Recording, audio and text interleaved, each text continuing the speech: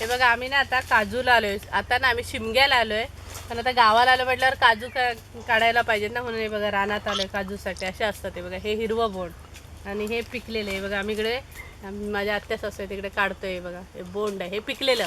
हे खाऊ पण शकतो, ते दाखवत्या. हे बघा असं याची दारू पण काढतात. हे बघा हे एवढे आमचे झालेत काजू, सगळे गोळा करू ना, सगळीकडून गोळा करून आणले आम्ही आणि आता बसून एका जागी काढतो. तिकडे आमचे पिंट्या भाऊ आहेत, त्यांनी पण काढले आहेत. मग मोबाईल वाटत तुम्हाला की हा काजू आहेत काजू आहेत. हे बघा किती मेहनत लागते. आणि रेट काय काजूचा इकडे आता 145 रुपये किलो पिकलेल्या दारावर. हा दारावर. मार्केटमध्ये 160. 160 स्वतः घेऊन जा. आणि आम्ही एवढं स्वतः मेहनत करून घेऊन जातो आणि एवढेच पैसे देतात.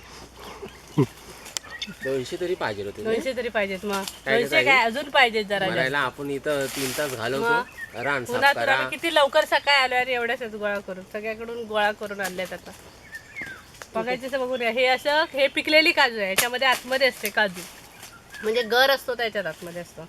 आणि ही हिरवी काजू आहे, ही आम्ही कापतो आणि भाजी करतो. 1000 रुपये किलो मिळणारी काजूची भाजी आमच्या गावाला मिळते आणि आम्ही खातो. म्हणजे आम्ही किती नशीबवान. आणि असे खराब कपडे पण घालून येतो, पण खराब होतात. चांगले घालून येतो पण इकडे आल्यावर असे खराब होतात. चिक असतो ना. पोतं दाखवू नको. हा हे आमचं पोतं बघा कसं झालंय.